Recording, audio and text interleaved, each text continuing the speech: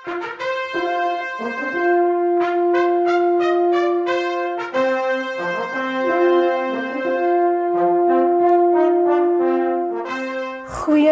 vriende en baie welkom vanoggend by Lewende Beloftes. Jy is ingeskakel by Adventiste Wêreld Radio Afrikaans en my naam is Chanel. In Matteus 25 vers 14 tot 30 lees ons waar Jesus 'n gelykenis vertel. Nou in kort opsomming, 'n man het op reis gegaan en voor hy vertrek roep hy sy diensknegte. Hy roep hulle want hy deel sy besittings of later lees ons sy talente uit aan elkeen. Almal kry nie noodwendig dieselfde nie, ons lees aan elkeen na sy vermoë. En toe gaan die man op reis. Na 'n lang reis kom die man terug en hy vind toe die een wat 5 talente ontvang het, het nog ekstra 5 gebring. Die een wat 2 talente ontvang het, het nog 2 ekstra gebring. Maar die een wat 1 ontvang het, het niks by dit gemaak nie en net daai selfde een teruggebring. Dis baie duidelik dat die diensknegte nie die talente vir hulle self gehou het agterna nie, maar alles weer teruggegee het aan hierdie man. Met ander woorde, die man het sy goed uitgedeel met die hoop of die opdrag om sy besittings te vermeerder, te vergroot, uit te brei. Want vir die een wat 5 gehad het en dit verdubbel het, as ook die een wat 2 gehad het en verdubbel het, was die man baie gelukkig mee. Maar die diensknegt wat 1 talent gehad het, het weggesteek het vir wat ook al rede, en hierdie selfde een teruggebring het aan die man toe, is selfs hierdie een weggevat van hom af, en hy is ook uitgewerp. Ons Bybelbelofte vir oggend, Matteus 25 vers 21 en 23. Mooi so, goeie en getroue diensknegt, oor weinig was jy getrou, oor veel sal ek jou aanstel. Gaan in die vreugde van jou Heer. Vriende, voor ons luister na hierdie pragtige lied, dink jouself gou in. Jy staan voor Christus, hy kyk na jou met 'n sagte gesig vol vreugde, en jy hoor die woorde, mooi so, goeie en getroue diensknegt, kom in. Lord, we would be faithful. Lord, we would follow you. We would be pure and holy, devoted and true. At the end of our journey, on that glorious day,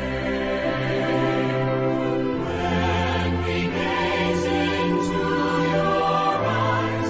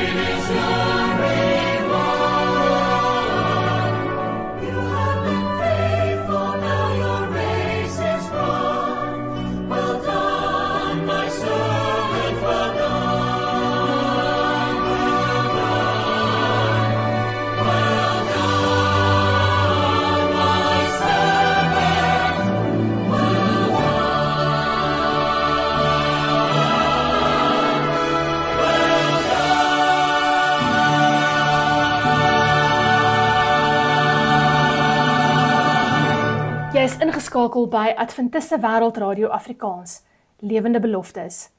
Die woord talente in hierdie gelykenis stel voor die gawes wat ons van God kry. Dit verwys nie na geld om te vermeerder nie. Die man stel Christus voor en die diensknegte sy volgelinge, wat hy volgens 1 Korintiërs 6 vers 20 duur gekoop het. Met ander woorde, elke volgeling van Christus word toevertrou met talente, met gawes. En die doel hiervan? Vriende, daar is net een doel. Net soos ons lees in die gelykenis, die man wou hê die diensknegte moet sy besittings vermeerder. En soos ons lees in 1 Petrus 4 vers 10, as ook Efesiërs 4 vers 11 en 12, gawes word gegee, sodat die liggaam van Christus opgebou moet word.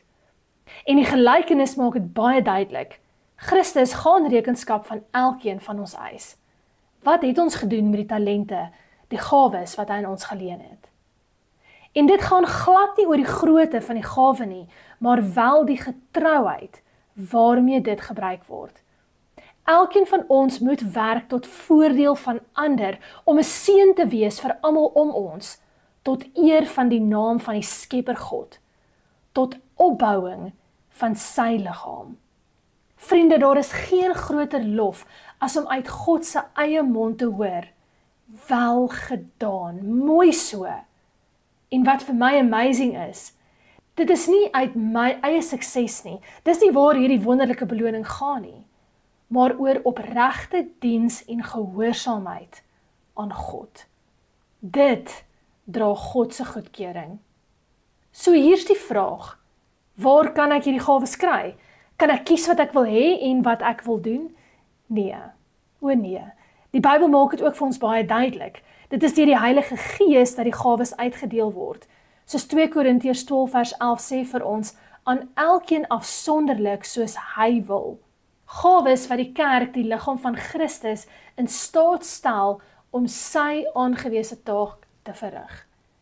Hoe meer gawes aan 'n gelowige gegee word, hoe groter, vriende, is sy of haar afhanklikheid van God. Dis baie belangrik om te onthou, omdat hy of sy 'n groot geestelike invloed op ander het.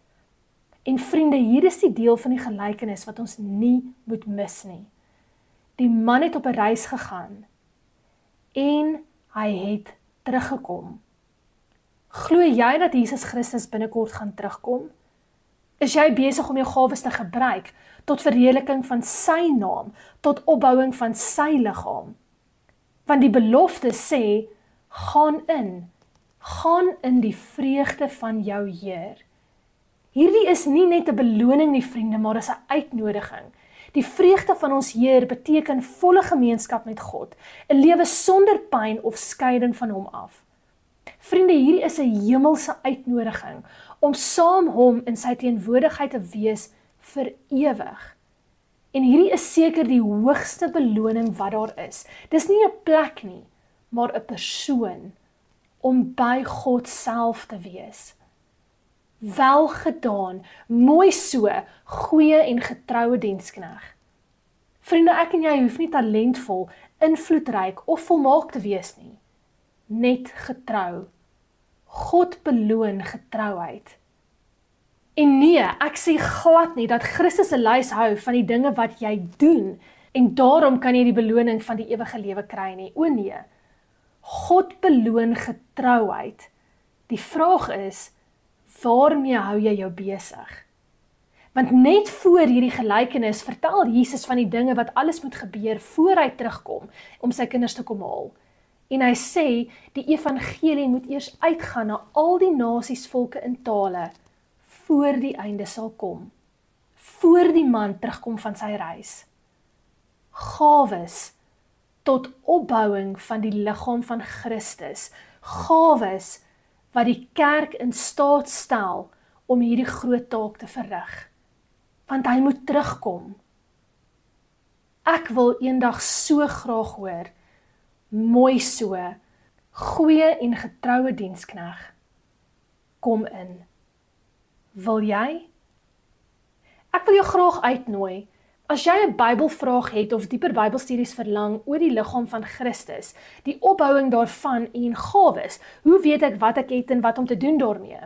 Asseblief kontak ons, awrafrikaans.org, of stuur vir ons 'n WhatsApp, 060 248 1172. awrafrikaans.org, 060 248 1172. Maar vriende, daar waar jy nou is, kan ek asseblief vir jou bid? Ons hemelse Vader, dankie Here dat Christus ons duur gekoop het, duur teruggekoop het. Dankie dat ons medediensknegte in U diens kan staan. Vader, dankie vir die voorreg om nie net 'n kind van God genoem te kan word nie, maar ook tot diens van U te kan wees. Here, asseblief help ons om getrou te wees met alles wat U aan ons toevertrou. Ons tyd, ons woorde, ons gawes, ons lewe. En Vader, lei ons om dit wat ons doen, dit wat ons dink, dit wat ons beplan, so te doen dat dit eer en verheerliking vir U naam sal wees. Maak ons asseblief sensitief vir die stem van die Heilige Gees, sodat ons die werk in U wil sal doen. Vader, ons verlang om te hoor, mooi so, goeie en getroue dienskneg. Here, U is altyd met ons. Asseblief help ons om by U te bly staan, in U teenwoordigheid. En asseblief, Here, mag ons deel hê in daardie vreugde van ons Heer. Vreugde vir die ewigheid. Dit is my gebed in die naam van Jesus Christus. Amen.